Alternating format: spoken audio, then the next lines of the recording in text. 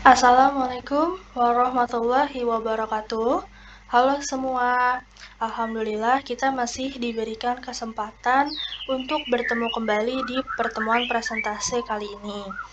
Dalam presentasi kali ini, saya akan membahas mengenai materi akuntansi penyisihan penghapusan atau cadangan kerugian penurunan nilai dari mata kuliah akuntansi perbankan syariah yang diampu oleh dosen Bapak Sparta. Sebelumnya, izinkan saya untuk memperkenalkan diri saya terlebih dahulu. Perkenalkan, nama saya Gita Octavia dengan nomor induk mahasiswa 202312111039, program studi akuntansi dari STIE Indonesia Banking School. Pada presentasi kali ini kita memiliki dua materi, yaitu ada akuntansi penyisihan penghapusan dan cadangan kerugian penurunan nilai. Pada materi akuntansi penyisihan penghapusan memiliki beberapa subbab materi yang akan saya bahas nantinya.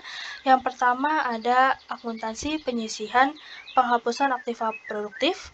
Di dalam subbab materi ini saya juga akan membahas mengenai komponen aktiva produktif. Selanjutnya saya juga akan membahas pengertian dari penyisihan penghapusan aktiva produktif, metode pengakuan penyisihan penghapusan aktiva produktif, lalu dilanjut dengan acuan pembentukan penyisihan penghapusan aktiva produktif, dilanjut dengan jenis aktiva produktif, penentu penyisihan penghapusan aktiva produktif, lalu dilanjut dengan metode penentuan penyisihan penghapusan aktiva produktif, lalu dilanjut dengan cadangan penyisihan penghapusan aktiva produktif, dan dilanjut dengan pihak penilai penyisihan penghapusan aktiva produktif. Dalam subbab materi ini, saya juga akan memperjelaskan mengenai apa itu pihak independen sebagai pihak penilainya. Lalu dilanjut dengan subbab materi tata cara pembentukan penyisihan penghapusan aktiva produktif. Dilanjut dengan penilaian agunan penyisihan penghapusan aktiva produktif. Dalam subbab materi ini saya akan membahas beberapa materi juga di dalamnya, yaitu tentang nilai agunan yang dapat diperhitungkan sebagai pengurangan pada pembentukan PPA ditetapkan. Lalu yang kedua, bagaimana Bank Indonesia dapat melakukan penghitungan kembali atas nilai guna yang telah dikurangkan dalam penyisihan aktiva produktif. Selanjutnya dilanjutkan dengan penyisihan penghapusan aktiva bank syariah. Lalu di dalam subbab materi ini saya akan membahas tentang agunan yang dapat diperhitungkan sebagai faktor pengurangan dalam pembentukan PPAP pada bank syariah. Selain saya akan membahas mengenai PPAP bank syariah, saya juga akan membahas mengenai PPAP Bank Perkreditan Syariah. Lalu dilanjutkan juga dengan materi agunan yang dapat digunakan sebagai faktor pengurangan dalam pembentukan penyisihan penghapusan aktiva produktif dari BPR Syariah tersebut. Lalu dilanjut dengan materi pengaruh perhitungan PPAP terhadap rasio KPIMM.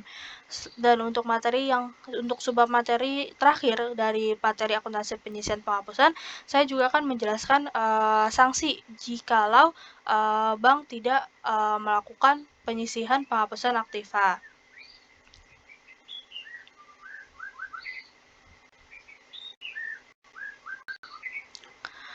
Untuk selanjutnya, di materi CKPN atau kepanjangan dari cadangan kerugian penurunan nilai, saya juga membagi dari beberapa subbab materi. Yang pertama kita akan membahas tentang definisi CKPN, lalu dilanjut dengan kewajiban pembentukan cadangan kerugian penurunan nilai, lalu dilanjut dengan kualitas aset, dilanjut dengan penetapan kualitas aset, dilanjut dengan kualitas aset non-produktif, dan yang terakhir dalam materi CKPN saya akan menjelaskan mengenai pembentukan CKPN.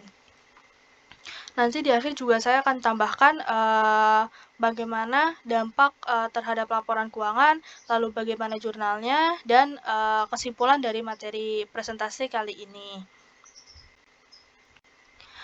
Untuk mempersingkat waktu, mari kita mulai membahas materi-materi yang sudah saya sampaikan barusan satu persatu. Sebagai pendahuluan, dalam materi akuntansi, penyisihan penghapusan aktiva produktif atau kita bisa singkat dengan PPAP, yaitu aktiva produktif atau yang kita sebut dengan earning asset adalah penanaman dana bank baik dalam rupiah atau valuta asing dalam bentuk kredit, surat berharga, penempatan dana antar bank, penyertaan termasuk komitmen dan kontingensi pada transaksi administratif. Dalam membentuk penyisihan penghapusan aktiva produktif, bank akan memperhitungkan setiap jenis aktiva produktif bank yang masih outstanding dari yang berkualitas lancar sampai yang macet. Aktiva produktif itu berfungsi untuk memperoleh pendapatan utama bank dengan resiko yang besar. Potensi kerugian akibat memburuknya kolektibilitas aset dapat membawa kebangkrutan bank. Oleh karena itu, bank wajib membentuk penyisihan penghapusan aktiva produktif berupa cadangan umum dan cadangan khusus guna menutup risiko kerugian. Dalam membentuk penyisihan penghapusan aktiva produktif, bank akan memperhitungkan setiap jenis aktiva produktif bank yang masih outstanding dari yang berkualitas lancar sampai yang macet, yang berdasarkan beberapa kriteria. Berikut merupakan kriteria bank dalam membentuk penyisihan penghapusan aktiva produktif. Yang pertama, ketepatan pembayaran kembali pokok dan bunga serta kemampuan peminjam yang ditinjau dari keadaan usaha yang bersangkutan untuk kredit yang diberikan. Lalu yang kedua, tingkat kemungkinan diterimanya kembali dana yang ditanamkan untuk surat berharga. Selanjutnya saya akan membahas tentang komponen aktiva produktif. Berikut beberapa jenis aktiva produktif dan komponen yang diperhitungkan dalam penyisihan penghapusan aktiva produktif. Yang pertama ada kredit. Kredit adalah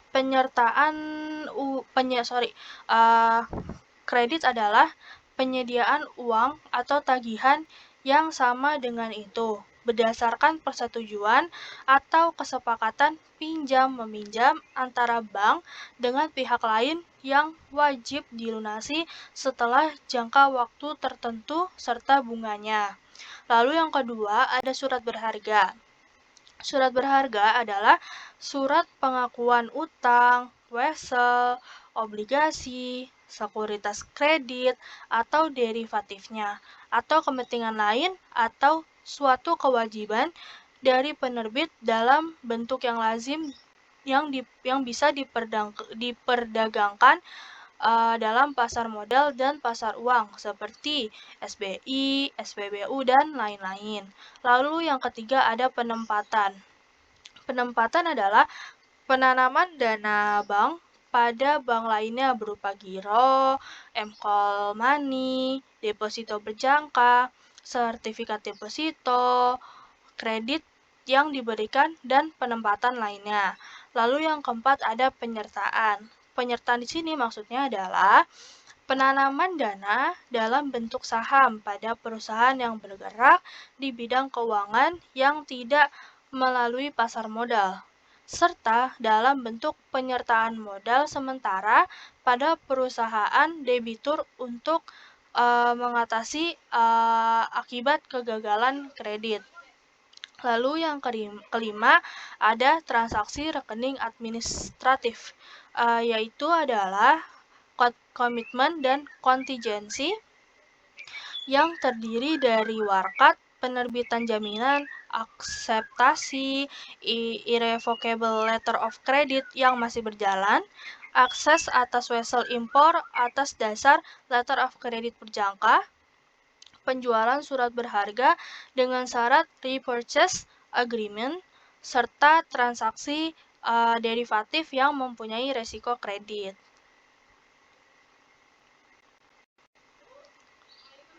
Dari tadi kita sudah seringkali menyebut PPAP atau penyisihan penghapusan aktiva produktif. Sebenarnya PPAP itu apa sih? Nah, kita sudah masuk ke materi pengertian dari PPAP itu. PPAP atau kepanjangan dari akuntansi penyisihan penghapusan aktiva produktif merupakan adalah penyisihan dari aktiva produktif suatu bank, baik aktiva produktif yang masih outstanding, kurang lancar, diragukan, dan macet. Dengan kata lain, penyisihan penghapusan aktiva produktif merupakan cadangan yang harus dibentuk sebesar persentase tertentu dari bukti debit berdasarkan penggolongan kualitas aktiva produktif sebagaimana ditetapkan dalam Peraturan Bank Indonesia.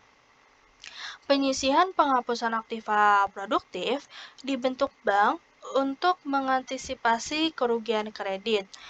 Penyisihan penghapusan aktiva produktif juga merupakan komponen laporan keuangan yang menggambarkan kualitas aktiva produktif bank tersebut. Selanjutnya, saya akan menjelaskan mengenai metode pengakuan penyisihan penghapusan aktiva produktif. Dalam metode pengakuannya ada dua metode, yaitu metode langsung dan metode cadangan. Nah, yang pertama ada metode langsung. Metode langsung itu apa sih? Yaitu yang satu, hanya dilakukan jika piutang sudah benar-benar tidak dapat tertagih. Yang kedua, tidak ada jurnal yang dibuat sampai akun khusus telah ditetapkan tidak tertagih. Dan yang terakhir, kerugian dicatat dengan mengkredit piutang usaha dan mendebet kerugian piutang. Lalu apa sih metode cadangan itu? Metode cadangan adalah metode yang digunakan untuk mengakui kerugian aktiva produktif pada saat penempatan aktiva produktif, bukan saat kerugian tersebut terjadi. Penggunaan metode ini didasarkan pada praktik yang lazim di bank bahwa terjadinya kerugian aktiva produktif sering terjadi pada periode berikutnya setelah penempatan aktiva produktif. Padahal suatu laporan laba rugi bank harus mencerminkan perbandingan antara pendapatan dengan biaya yang harus diakui. Pengakuan aktiva produktif tidak perlu menunggu sampai terjadinya kerugian tersebut muncul. Namun, bank harus mengakui pada periode yang sama dengan terjadinya penempatan aktiva produktif dengan cara membentuk cadangan penyisihan aktiva penghapusan.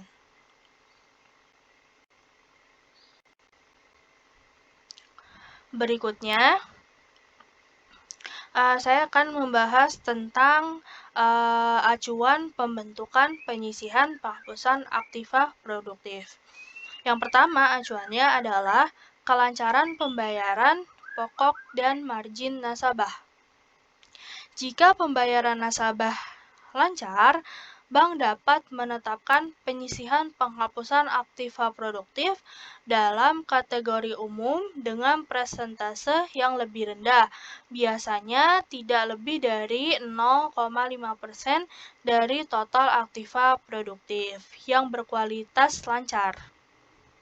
Sebaliknya, jika terdapat keterlambatan atau tunggakan, bank harus meningkatkan cadangan penyisihan penghapusan aktiva produktif untuk mengantisipasi potensi kerugian.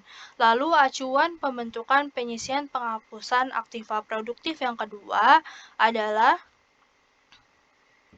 besarnya kemungkinan dropping yang disalurkan kepada nasabah itu kembali. Besarnya kemungkinan dropping yang disalurkan kepada nasabah berhubungan dengan risiko kredit. Jika bank menilai bahwa ada kemungkinan tinggi bagi nasabah untuk kembali memenuhi kewajibannya atau melunasi pinjaman itu, maka penyisian penghapusan aktiva produktif dapat ditetapkan lebih rendah. Namun, jika risiko dianggap tinggi, bank harus mempersiapkan penyisihan penghapusan aktiva produktif khusus yang lebih besar berdasarkan kategori kolektibilitas kredit, seperti contohnya 10% untuk kredit kurang lancar atau 100% untuk kredit macet. Berikutnya, saya akan membahas tentang jenis-jenis aktiva produktif untuk menentukan penyisihan penghapusan aktiva produktif. Yang pertama, ada kredit yang disalurkan kepada nasabah. Salah satu bentuk utama aktiva produktif karena memberikan penghasilan berupa bunga dari pinjaman yang diberikan. Lalu yang kedua ada surat-surat berharga, contohnya hutang, wesel, obligasi, SBI, surat berharga komersial, dan sertifikat reksadana.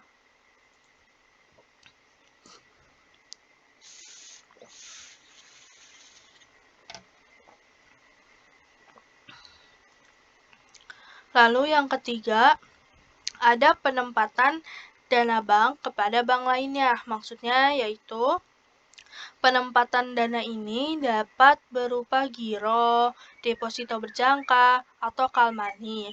Ini merupakan cara bagi bank untuk mendapatkan imbal hasil dari dana yang tidak digunakan secara langsung untuk kredit. Lalu jenis aktiva produktif yang keempat atau yang terakhir ada pernyataan bank kepada lembaga keuangan lainnya.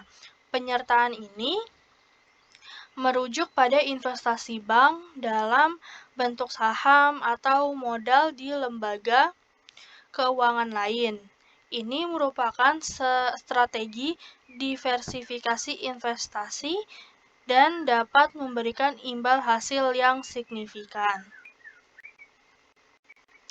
Lalu selanjutnya saya akan membahas tentang metode penentuan penyisihan penghapusan aktiva produktif.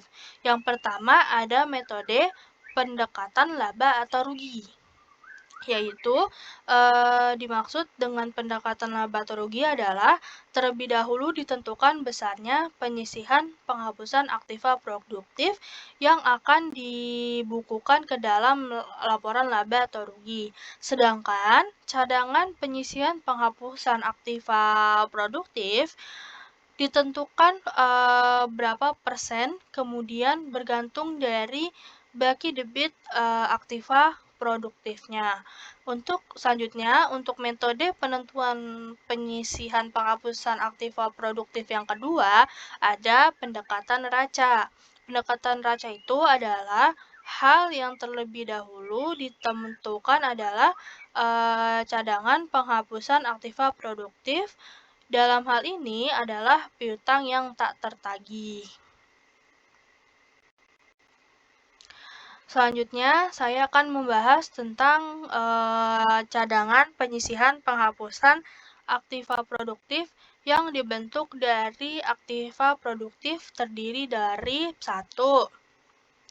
Cadangan penyisihan penghapusan aktiva produktif ditetapkan sekurang-kurangnya sebesar 1% dari piutang lancar. Lalu yang kedua, sebesar 15% dari piutang kurang lancar setelah dikurangi nilai agunan. Yang ketiga, sebesar 50% dari piutang diragukan setelah dikurangi nilai agunan. Yang keempat, sebesar 100% dari piutang macet setelah dikurangi nilai agunan. Nah, tadi adalah yang saya sebutkan merupakan cadangan penyisihan penghapusan aktiva produktif yang dibentuk dari aktiva produktif itu sendiri. Selanjutnya, saya akan membahas tentang pihak penilai penyisihan penghapusan aktiva produktif. Penilaian adalah pernyataan tertulis dari penilaian independen atau penilaian intern Bank Syariah mengenai taksiran dan pendapat atas nilai ekonomis dari agunan berupa aktiva tetap berdasarkan analisis terhadap fakta-fakta objektif dan relevan menurut metode dan prinsip-prinsip yang berlaku umum yang ditetapkan oleh Masyarakat Profesi Penilai Indonesia atau yang kita singkat dengan MAPPI.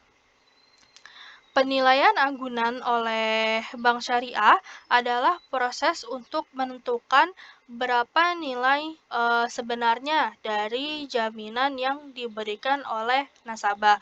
Misalnya, contoh jaminannya itu seperti properti atau aset tetap lainnya. Dan ini dilakukan oleh pihak yang kompeten, yaitu satu ada namanya penilai independen. Penilai independen itu adalah pihak luar yang profesional dan tidak memiliki kepentingan terhadap hasil penelitian. Lalu yang kedua ada penilai internal bank, yaitu tim atau bagian khusus dalam bank syariah yang bertugas menilai aset. Penilaian ini dituangkan dalam bentuk pernyataan tertulis yang berisi taksiran nilai ekonomis agunan. Artinya, berapa sih kira-kira harga atau nilai aset tersebut jika dijual atau dimanfaatkan secara ekonomi. Penilaian dilakukan dengan menggunakan metode yang standar dan diakui secara umum yang telah ditetapkan oleh MAPPI atau Masyarakat Profesi Penilai Indonesia. Organisasi resmi yang mengatur praktik profesi penilai di Indonesia. MAPPI adalah organisasi resmi yang mengatur praktik profesi penilai di Indonesia. Tujuannya agar bank syariah bisa menilai apakah nilai agunan itu cukup untuk menjamin pembiayaan atau pinjaman yang diberikan, dan juga untuk mengelola risiko jika terjadi gagal bayar. Nah, nilai pasar wajar adalah jumlah uang yang diperkirakan dapat diperoleh dari transaksi jual beli atau hasil penukaran suatu aset pada tanggal penilaian setelah dikurangi biaya-biaya transaksi. Pihak penjual dan pembeli sebelumnya tidak mempunyai ikatan, memiliki pengetahuan tentang aset yang diperdagangkan dan melakukan transaksi tidak dalam keadaan terpaksa.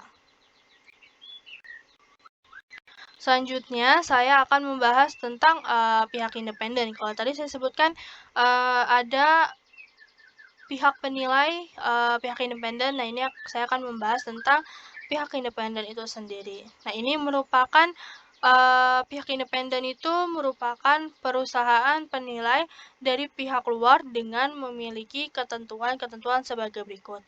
Yang pertama, tidak ada keterkaitan dalam hal kepemilikan, kepengurusan, dan keuangan baik dengan bank syariah maupun nasabah yang menerima fasilitas. Yang kedua, melakukan kegiatan penilaian berdasarkan Kode Etik Penilaian Indonesia dan ketentuan-ketentuan lain yang ditetapkan oleh Dewan Penilai Indonesia. Yang ketiga, memiliki izin usaha dari instansi berwenang untuk beroperasi sebagai perusahaan penilai. Dan yang keempat, tercatat sebagai anggota Gabungan Perusahaan Penilai Indonesia atau yang disingkat dengan GPPI. Selanjutnya, saya akan membahas tentang tata cara pembentukan penyisihan penghapusan aktiva produktif. Nah, berikut merupakan beberapa ketentuan mengenai pembentukan penyisihan penghapusan aktiva produktif. Yang pertama, untuk cadangan umum. Cadangan umum penyisihan penghapusan aktiva produktif ditetapkan sekurang-kurangnya sebesar 1% dari seluruh aktiva produktif yang digolongkan lancar, tidak termasuk sertifikat Bank Indonesia Syariah dan surat utang pemerintah. Yang kedua, untuk cadangan khusus. Cadangan khusus penyisihan penghapusan aktiva produktif ditetapkan sekurang-kurangnya sebesar yang pertama, 5% dari aktiva produktif yang digolongkan dalam perhatian khusus setelah dikurangi nilai agunan. Yang kedua, 15% dari aktiva produktif yang digolongkan kurang lancar setelah dikurangi nilai agunan. Yang ketiga, 50% dari aktiva produktif yang digolongkan diragukan setelah dikurangi nilai agunan. Yang kelima, 100% dari aktiva produktif yang digolongkan macet setelah dikurangi nilai agunan. Lalu yang ketiga ada ketentuan dalam pembentukan penyisihan penghapusan aktiva produktif, yaitu cadangan khusus penyisihan penghapusan aktiva produktif untuk piutang ijarah yang digolongkan dalam perhatian khusus, kurang lancar, diragukan, dan macet ditetapkan sekurang-kurangnya sebesar 50% dari masing-masing kewajiban pembentukan penyisihan penghapusan. Kewajiban perhitungan penyisihan penghapusan aktiva produktif sebagaimana dimaksud pada ayat 3 berlaku bagi aset produktif dalam bentuk pembiayaan ijarah dan pembiayaan ijarah muntahiyah bitamlik. Bank wajib membentuk penyusutan atau amortisasi atas aset produktif dalam bentuk yang pertama, pembiayaan ijarah sesuai dengan kebijakan penyusutan atau amortisasi bank bagi aset yang sejenis. Yang kedua, pembiayaan ijarah muntahiyah bitamlik sesuai dengan masa sewa. Penggunaan nilai agunan sebagai faktor pengurang dalam penghitungan penyisihan penghapusan aktiva produktif sebagaimana dimaksud pada ayat 3, pada ayat 3 hanya dilakukan untuk aset produktif. Perhitungan penyisihan penghapusan aktiva produktif untuk aset produktif dalam bentuk pembiayaan berdasarkan akad. Yang pertama, murabahah, istisna, qard, mudarabah, dan musyarakah dihitung berdasarkan saldo pokok pembiayaan. Lalu untuk ijarah dan ijarah muntahiyah bitamlik dihitung berdasarkan tunggakan porsi pokok sewa. Selanjutnya saya akan membahas tentang penilaian agunan penyisihan penghapusan aktiva produktif. Agunan yang dapat diperhitungkan sebagai pengurang dalam pembentukan penyisihan penghapusan aktiva produktif terdiri dari 1. Agunan tunai berupa giro, tabungan deposito, setoran jaminan, dan atau emas yang diblokir dan disertai dengan surat kuasa pencairan. Yang kedua, jaminan pemerintah Indonesia sesuai dengan peraturan perundang-undangan yang berlaku. Ketiga, sertifikat wadiah Bank Indonesia SWBI dan atau surat berharga tagihan yang diterbitkan pemerintah. Yang keempat, surat berharga syariah yang memiliki peringkat investasi dan aktif diperdagangkan di bursa. Kelima, tanah, gedung, rumah tinggal, pesawat udara, dan kapal laut dengan ukuran di atas 20 meter kubik. Yang keenam, kendaraan bermotor dan persediaan yang diikat secara fidusi. Yang ketujuh, mesin yang dianggap sebagai satu kesatuan dengan tanah dan diikat dengan hak tanggungan. Yang kedelapan, resi gedung yang diikat dengan hak jaminan atas resi gedung. Seperti yang sudah diatur melalui pasal 41 PBI nomor 9 garis miring 9 garis miring PBI garis miring 2007.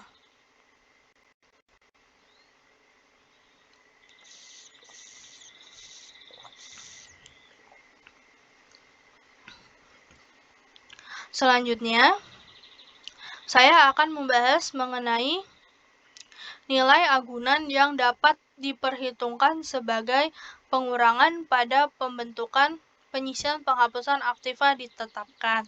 Yang pertama, untuk agunan tunai berupa giro dan tabungan wadiah, tabungan dan atau deposito mudharabah, dan atau setoran jaminan dalam mata uang rupiah dan valuta asing yang diblokir disertai dengan surat kuasa pencairan setinggi-tingginya sebesar 100%. Untuk yang kedua, untuk agunan berupa sertifikat wadiah Bank Indonesia dan surat utang pemerintah setinggi-tingginya sebesar 100%. Yang ketiga, untuk agunan berupa surat berharga syariah setinggi-tingginya sebesar 50%. Yang keempat, untuk agunan berupa tanah, gedung, rumah tinggal, pesawat udara, dan kapal laut setinggi-tingginya sebesar 70% dari penilaian untuk penilaian yang dilakukan sebelum melampaui 12 bulan.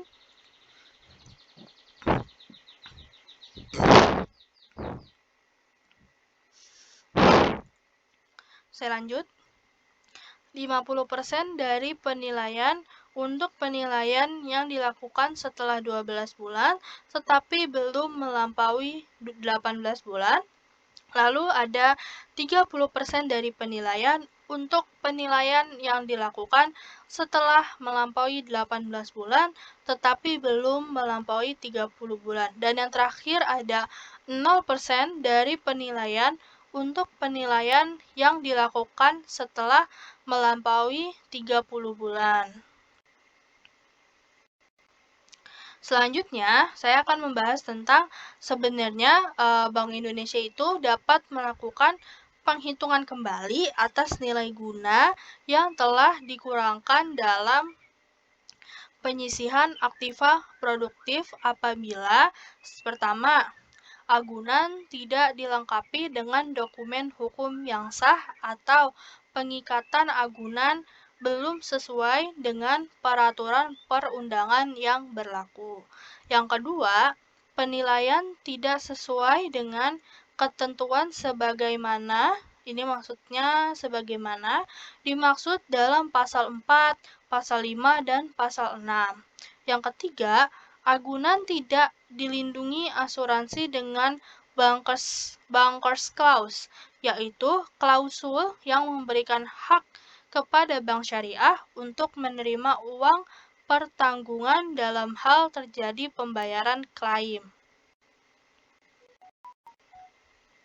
Selanjutnya, saya akan membahas tentang penyisihan penghapusan aktiva produktif pada bank syariah. Untuk menutup risiko kerugian penanaman dana, bank wajib membentuk penyisihan penghapusan aktiva produktif yang terdiri dari cadangan umum dan cadangan khusus. Nah, untuk cadangan umum pada bank syariah minimal sebesar 18% dari seluruh aktiva produktif yang digolongkan lancar, tidak termasuk sertifikat wadiah bank syariah atau yang disingkat dengan SWBI, dan surat utang pemerintah atau yang disingkat dengan SUP. Nah, untuk besarnya cadangan khusus yang ditetapkan sama dengan sebagaimana yang dipersyaratkan bagi bank umum, yaitu ditetapkan minimal 5% dari aktiva produktif yang digolongkan dalam perhatian khusus setelah dikurangkan agunan. Yang kedua, 15% dari aktiva produktif yang digolongkan kurang lancar setelah dikurangi dengan nilai agunan. Yang ketiga, 50% dari nilai aktiva produktif yang digolongkan diragukan setelah dikurangi dengan nilai agunan. Dan yang keempat, ditetapkan 100% dari aktiva produktif yang digolongkan macet setelah dikurangi dengan nilai agunan. Sementara itu, untuk cadangan khusus piutang ijara yang digolongkan dalam perhatian khusus kurang lancar, diragukan, dan macet ditetapkan sekurang-kurangnya sebesar 50% dari masing-masing kewajiban pembentukan penyisian penghapusan aktiva produktif. Selanjutnya saya akan membahas tentang agunan yang dapat diperhitungkan sebagai faktor pengurangan dalam pembentukan penyisihan penghapusan aktiva produktif pada bank syariah. Yang pertama itu ada giro dan atau tabungan wadiah, tabungan dan atau deposito mudharabah dan setoran jaminan dalam rupiah dan valuta asing yang diblokir dengan disertai surat kuasa perceraian. Lalu yang kedua, sertifikat wadiah Bank Indonesia atau SWBI dan atau surat utang pemerintah atau SUP. Yang ketiga, surat berharga syariah yang berkualitas tinggi dan mudah dicairkan dan aktif diperdagangkan di pasar modal. Saya ulangi, untuk yang nomor 3, surat berharga syariah yang berkualitas tinggi dan mudah dicairkan dan aktif diperdagangkan di pasar modal. Dan yang keempat, tanah, gedung, rumah tinggal, pesawat udara, dan kapal laut dengan ukuran di atas 20 meter kubik. Selanjutnya saya juga akan membahas tentang penyisihan penghapusan aktiva produktif BPR Syariah atau Bank Perkreditan Rakyat Syariah. Untuk menutup risiko kerugian penanaman dana, bank wajib membentuk penyisihan penghapusan aktiva produktif yang terdiri dari cadangan umum dan cadangan khusus. Untuk besarnya cadangan umum pada Bank Perkreditan Rakyat Syariah sekurang-kurangnya sebesar 0,5% dari seluruh aktiva produktif yang digolongkan lancar, tidak termasuk sertifikat wadiah Bank Indonesia. Lalu untuk ketentuan mengenai besarnya cadangan khusus pada Bank Perkreditan Rakyat Syariah ditentukan sama dengan ketentuan besarnya Bank Perkreditan Rakyat konvensional. Ini maksudnya BPR konvensional, yaitu ditetapkan minimal 10%. Ketetapan yang pertama 10% dari aktiva produktif yang digolongkan kurang lancar setelah dikurangi dengan nilai agunan. Ketetapan yang kedua, 50% dari aktiva produktif yang digolongkan diragukan setelah dikurangi dengan nilai agunan. Ketetapan yang ketiga, 100% dari aktiva produktif yang digolongkan macet setelah dikurangi dengan nilai agunan.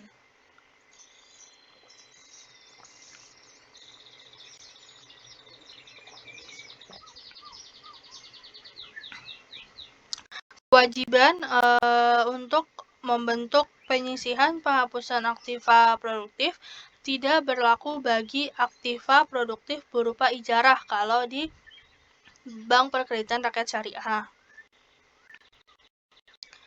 Selanjutnya, saya akan membahas tentang agunan yang dapat diperhitungkan sebagai pengurangan dalam pembentukan penyisihan penghapusan aktiva produktif pada Bank Perkreditan Rakyat Syariah. Terdiri dari yang pertama, tabungan wadiah, tabungan dan atau deposito mudharabah, emas, uang kertas asing, mata uang emas, dan setoran jaminan yang diblokir disertai dengan surat kuasa pencairan. Yang kedua, sertifikat wadiah Bank Indonesia yang telah dilakukan pengikatan secara global. Yang ketiga, tanah, gedung, rumah tinggal, dan kendaraan bermotor yang telah dilakukan pengikatan.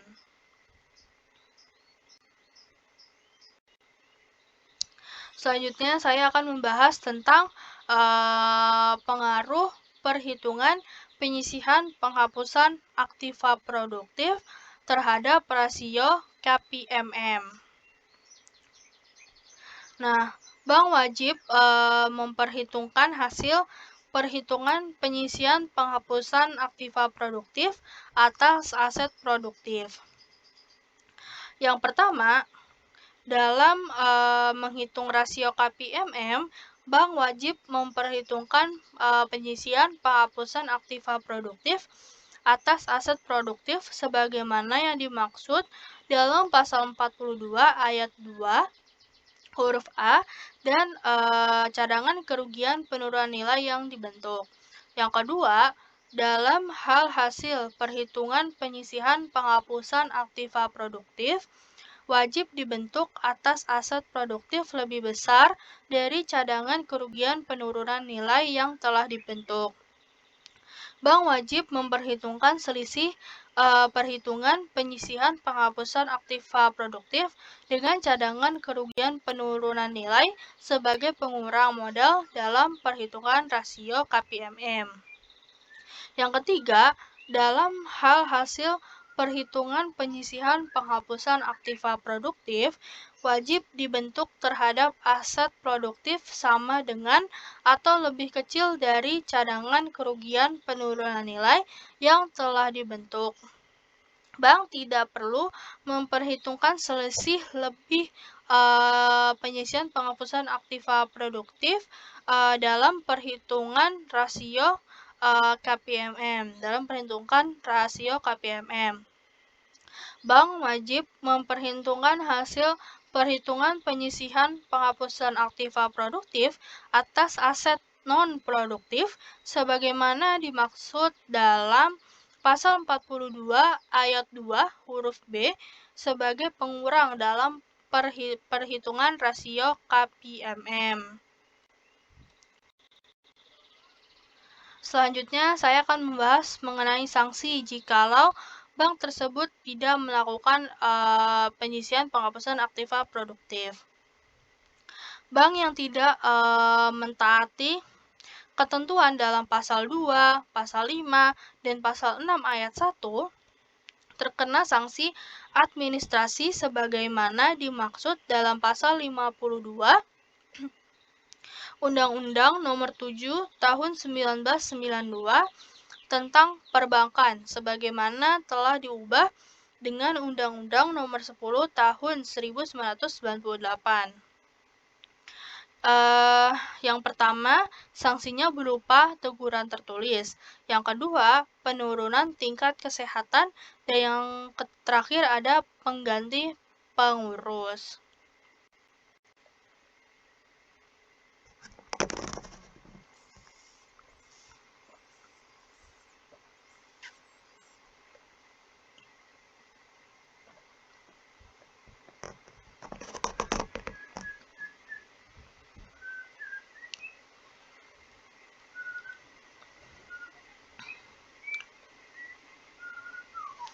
Selanjutnya, kita sudah masuk kepada materi yang kedua, yaitu cadangan kerugian penurunan nilai atau kita singkat dengan CKPN. Next slide. Yang pertama kita akan membahas tentang definisi dari CKPN tersebut atau definisi dari cadangan kerugian penurunan nilai. Cadangan kerugian penurunan nilai merupakan kepanjangan dari cadangan kerugian penurunan nilai yang berarti CKPN merupakan CKPN merupakan kepanjangan dari cadangan kerugian penurunan nilai yang berarti penyisihan yang dibentuk apabila nilai tercatat aset keuangan setelah penurunan nilai kurang dari nilai tercatat. CKPN merupakan pencadangan wajib yang dibentuk untuk mengantisipasi kerugian aset. Bank wajib menghitung dan membentuk cadangan kerugian penurunan nilai sesuai standar akuntansi keuangan yang berlaku.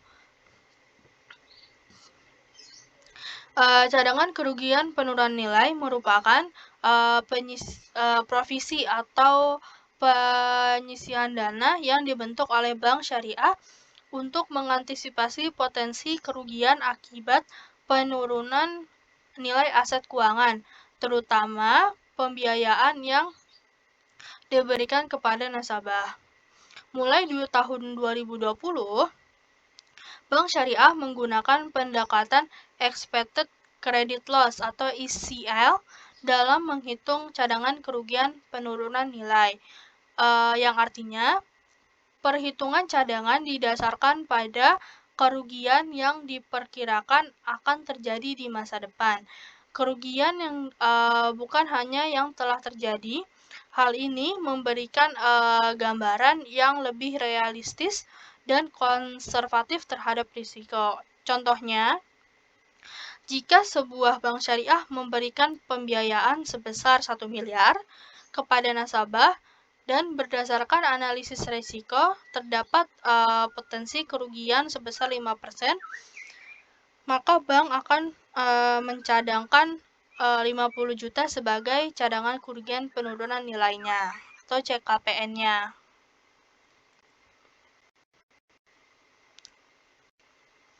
Selanjutnya saya akan membahas tentang kewajiban pembentukan cadangan kerugian penurunan nilai. Sesuai PAPSI, yaitu Pedoman Akuntansi Perbankan Syariah Indonesia, untuk dari sesuai juga dari PPOJK nomor 15/26/DPBS pada tanggal 10 Juli 2013, Bank Syariah perlu membentuk cadangan kerugian penurunan nilai. Yang pertama, Bank Syariah wajib membentuk cadangan kerugian penurunan nilai atau CKPN atas aset keuangan dan aset non-keuangan sesuai dengan standar akuntansi yang berlaku. Maksudnya adalah Bank Syariah harus menerapkan standar akuntansi keuangan yang berlaku di Indonesia saat ini mengacu pada PSAK seperti PSAK 71 untuk aset keuangan. Cadangan kerugian penurunan nilai dibentuk untuk mencerminkan potensi kerugian dari aset yang mengalami penurunan nilai. Misalnya, pembiayaan bermasalah, aset tetap rusak, atau aset lain yang tidak memberikan manfaat seperti yang diharapkan. Lalu yang kedua, dalam rangka menerapkan prinsip kehati-hatian, Bank Syariah wajib mempertimbangkan cadangan kerugian penurunan nilai yang dibentuk berdasarkan ketentuan Bank Indonesia pada saat memperhitungkan cadangan kerugian aset keuangan dan aset non-keuangan.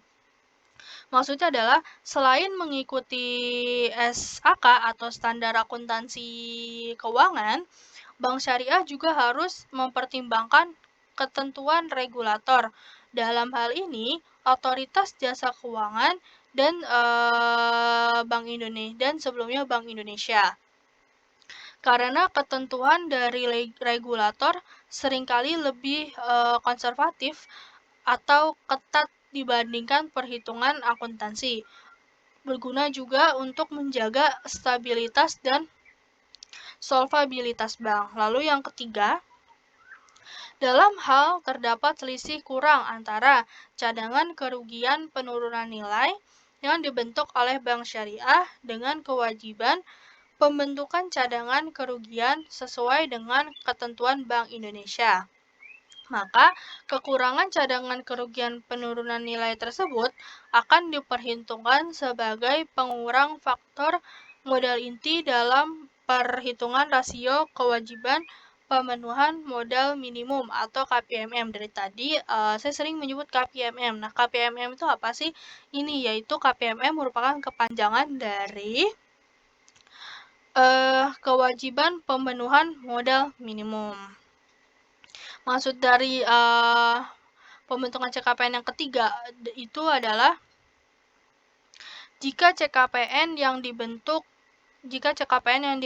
menurut PSAK lebih kecil dari yang diwajibkan oleh Otoritas Jasa Keuangan, maka selisihnya dianggap sebagai risiko tambahan yang harus ditutup dengan modal sendiri.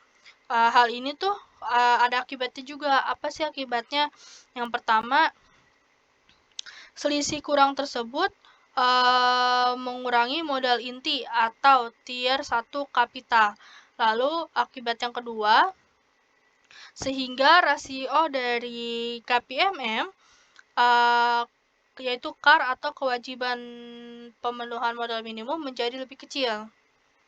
Lalu akibat yang ketiga, bank bisa dianggap kurang sehat secara permodalan jika tidak mengoreksi kekurangannya.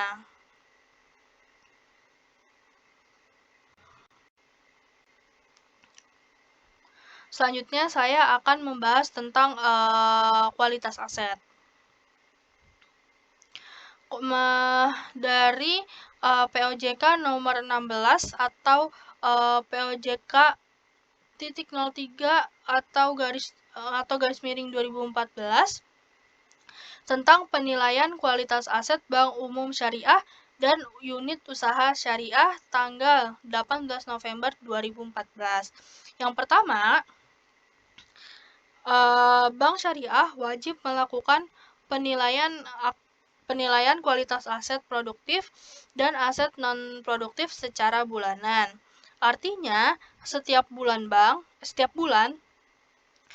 syariah baik Bank Umum Syariah maupun unit usaha syariah harus melakukan evaluasi atas kualitas seluruh aset yang dimilikinya, baik aset produktif seperti pembiayaan, investasi, piutang, dan lain-lain. Aset non-produktif seperti properti yang tidak digunakan untuk operasional, agunan yang diambil alih, dan lain-lain. Evaluasi ini bertujuan untuk menilai apakah aset tersebut lancar, dalam perhatian khusus, kurang lancar, diragukan, atau macet. Ini penting untuk menilai tingkat resiko dan kesehatan keuangan bank. Lalu yang kedua, dalam hal terjadi perbedaan penilaian kualitas aset antara bank dan Otoritas Jasa Keuangan, kualitas aset yang diberlakukan adalah kualitas aset yang ditetapkan oleh Otoritas Jasa Keuangan. Maksudnya adalah jika terjadi perbedaan pandangan atau interpretasi mengenai kualitas suatu aset antara pihak bank dan pihak Otoritas Jasa Keuangan, maka penilaian yang dianggap sah dan diberlakukan adalah yang ditetapkan oleh Otoritas Jasa Keuangan, bukan oleh pihak bank. Ini menunjukkan bahwa Otoritas Jasa Keuangan memiliki otoritas penuh dalam hal penilaian kualitas aset untuk memastikan pengawasan yang ketat dan independen.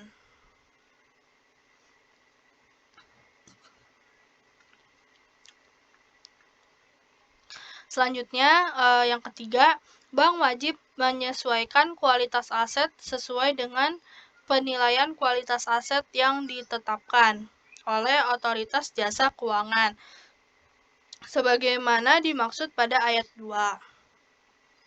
Yaitu setelah OJK menetapkan bahwa penilaian bank tidak sesuai, maka bank harus mengubah atau menyesuaikan kualitas aset dalam sistem pencatatan dan pelaporan internalnya sesuai dengan ketetapan Otoritas Jasa Keuangan.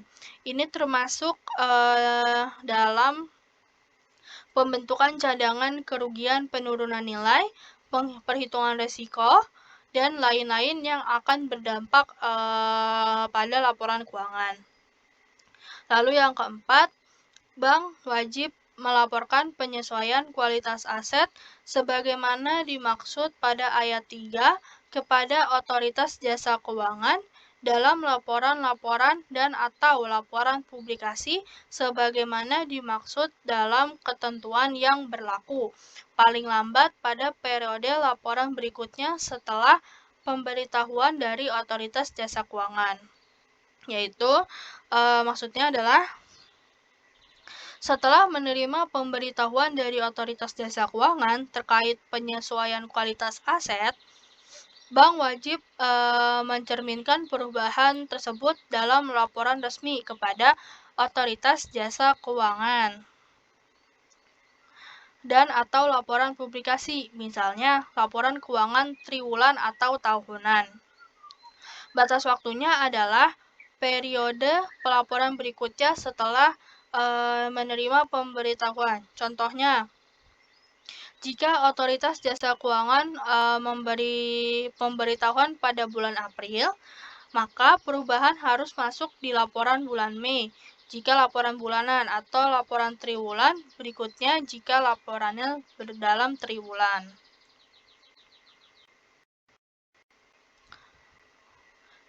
Ini masih untuk slide berikutnya masih termasuk ke dalam subbab materi kualitas aset. Penetapan kualitas aset produktif dalam bentuk pembiayaan ditetapkan menjadi beberapa kategori. Yang pertama, lancar. Yang kedua, dalam perhatian khusus. Yang ketiga, kurang lancar. Yang keempat, diragukan. Dan yang kelima, macet. Pembiayaan penilaian kualitas aset produktif di sini yaitu dalam bentuk pembiayaan mudharabah, pembiayaan musyarakah, penanaman dana pada Bank Indonesia dan pemerintah Indonesia, serta pembiayaan surat berharga syariah. Penilaian kualitas aset produktif dalam bentuk pembiayaan mudharabah dan pembiayaan musyarakah yang dilakukan berdasarkan kemampuan membayar mengacu pada ketetapan pembayaran pokok dan atau resiko RBH atau realisasi bagi hasil terhadap PBH atau proyeksi bagi hasil. Kualitas aset produktif dalam penanaman dana pada Bank Indonesia dan pemerintah Indonesia berdasarkan prinsip syariah ditetapkan lancar. Kualitas aset produktif dalam bentuk surat berharga syariah yang diakui berdasarkan nilai pasar ditetapkan lancar sepanjang memenuhi syarat-syarat berikut. Yang pertama, aktif diperdagangkan di Bursa Efek Indonesia.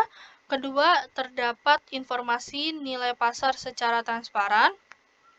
Ketiga, telah diterima imbalan dalam jumlah dan waktu yang tepat sesuai perjanjian. Dan yang ketiga, belum jatuh tempo. Bank dilarang memiliki aset produktif dalam bentuk saham dan atau surat berharga syariah yang dihubungkan atau dijamin dengan aset tertentu yang mendasari yang berbentuk saham. Kepemilikan surat berharga syariah yang dihubungkan atau dijamin dengan aset tertentu yang mendasari yang berbentuk saham hanya dapat dilakukan untuk tujuan penyertaan modal atau penyertaan modal sementara dan dilakukan dengan persetujuan otoritas jasa keuangan sesuai dengan ketentuan yang berlaku.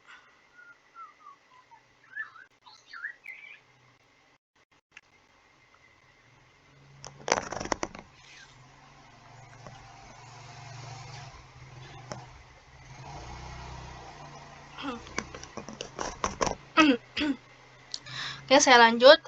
Selanjutnya saya akan membahas tentang kualitas aset non-produktif. Bank wajib menilai kualitas aset non-produktif meliputi yang pertama ada AIDA atau agunan yang diambil alih. AIDA ini adalah aset yang diperoleh bank baik melalui pelanggan maupun selain pelelangan. AIDA adalah aset yang diperoleh bank baik melalui pelelangan maupun selain pelelangan berdasarkan penyerahan secara sukarela oleh pemilik agunan atau berdasarkan kuasa untuk menjual di luar lelang dari pemilik agunan dalam hal nasabah tidak memenuhi kewajibannya kepada bank. Dalam artian, yaitu aset jaminan yang diambil alih kepemilikannya oleh bank karena nasabah gagal memenuhi kewajibannya, seperti tidak mampu membayar angsuran pembiayaan sesuai akad. Penggolongan AIDA, kualitas aset non produktif dalam bentuk AIDA digolongkan sebagai berikut. Yang pertama, lancar apabila AIDA dimiliki sampai dengan 1 tahun. Yang kedua, macet apabila AIDA dimiliki lebih dari 1 tahun. Lalu yang kedua ada properti terbengkalai. Kualitas aset non produktif dalam bentuk properti terbengkalai digolongkan sebagai berikut. Pertama, lancar apabila properti terbengkalai dimiliki sampai dengan 1 tahun. Yang kedua, kurang lancar apabila properti terbengkalai dimiliki lebih dari 1 tahun sampai dengan 3 tahun.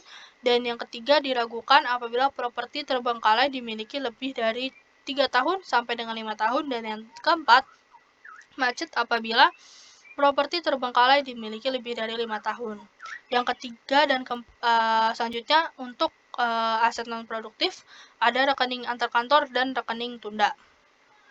Kualitas aset non-produktif dalam bentuk rekening antar kantor dan rekening tunda digolongkan sebagai yang pertama, lancar apabila rekening antar kantor dan rekening tunda tercatat dalam pembukuan bank sampai dengan 180 hari. Dan yang kedua, macet apabila rekening antar kantor dan rekening tunda tercatat dalam pembukuan bank lebih dari 180 hari.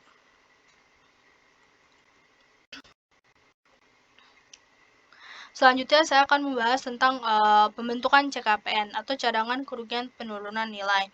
Pembentukan CKPN dapat menggunakan estimasi yang didasarkan kepada ketentuan Bank Indonesia yang berlaku mengenai penilaian kualitas aktiva Bank Umum Syariah.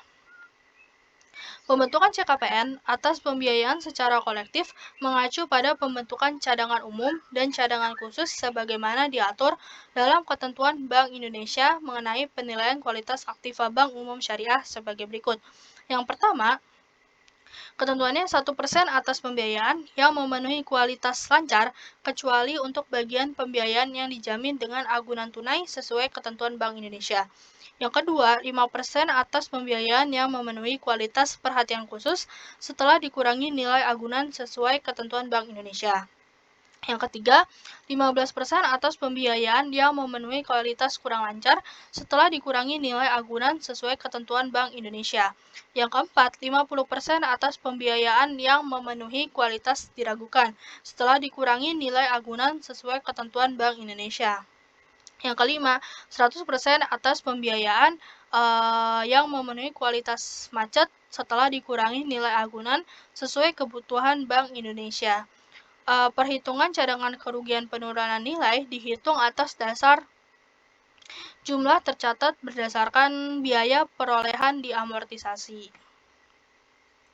Kita next slide. Selanjutnya, saya akan membahas dampak terhadap laporan keuangan. Yang pertama itu neraca laporan posisi neraca atau laporan posisi keuangan. Dalam aset, nilai pembiayaan atau aset keuangan akan dikurangi dengan cadangan kerugian penurunan nilai atau penyisihan penghapusan aktiva produktif sehingga disajikan dalam nilai bersih. Yang dalam ekuitas, ketika penyisihan penghapusan aktiva produktif atau cadangan kerugian penurunan nilai meningkat, maka laba ditahan atau ekuitas akan turun karena beban kerugian akan mengurangi laba. Misalnya, pembiayaan murabahah sebesar 100 miliar, cadangan kerugian penurunan nilai murabahahnya sebesar 5 miliar, maka nilai bersih yang disajikan adalah 95 miliar. Itu adalah contoh dari aset. Lalu untuk contoh dari ekuitas, kualitas asetnya akan memburuk. Lalu kedua, untuk laporan laba rugi atau laporan perubahan ekuitas. Beban penurunan nilai ketika bank mengakui penyisihan penghapusan aktiva produktif atau cadangan kerugian penurunan nilai, maka akan muncul akun beban seperti A. Beban penurunan nilai pembiayaan, B. Langsung mengurangi laba sebelum pajak. Jika terjadi pemulihan, maka maka beban ini bisa dikurangkan atau bahkan menghasilkan pendapatan. Kita next slide. Berikut adalah dampak terhadap rasio keuangan. ROA dan ROE akan turun bila beban di sini saya maksud adalah beban penurunan nilai meningkat. Lalu yang kedua, dampak terhadap rasio keuangan, rasio kualitas aset akan berdampak. Rasio kualitas aset seperti NPF atau non performing financing akan berdampak pada besaran penyisihan penghapusan aktiva produktif atau cadangan kerugian penurunan nilai sehingga memengaruhi perhitungan cadangan. Berikut adalah jurnal pencatatan penilaian piutang. Untuk sisi debitnya akan dicatat dengan akun beban kerugian penurunan nilai piutang. Lalu untuk sisi kreditnya, jika dia CKPN, maka kita akan tulis dengan akun cadangan CKPN. Lalu jika dia PPA, maka kita akan tulis akunnya cadangan penyisihan penghapusan aset. Untuk kesimpulan dari materi kita hari ini, itu adalah PPAP dan CKPN sangat penting dilakukan bank, baik bank konvensional maupun bank syariah, mengingat banyak manfaat yang dapat diperoleh oleh bank itu sendiri, yaitu pertama, melindungi bank dari potensi kerugian pembiayaan. Kedua, menurunkan nilai aset di neraca. Ketiga, menurunkan laba, maksudnya menurunkan laba di laporan laba rugi. 4, menunjukkan tingkat kehati-hatian. Dan yang terakhir, berperan penting dalam menunjukkan kesehatan keuangan bank. Oke teman-teman, itu saja yang bisa saya sampaikan dan jelaskan mengenai materi presentasi kali ini. Jikalau ada kesalahan atau keliru, boleh sekali untuk disampaikan yang benar. Terima kasih sudah menonton sampai akhir video. Saya Gita Octavia, saya ucapkan terima kasih banyak. Dan maaf sebesar-besarnya. Sekali lagi, wassalamualaikum. Saya akhiri. Wassalamualaikum warahmatullahi wabarakatuh. Bye bye.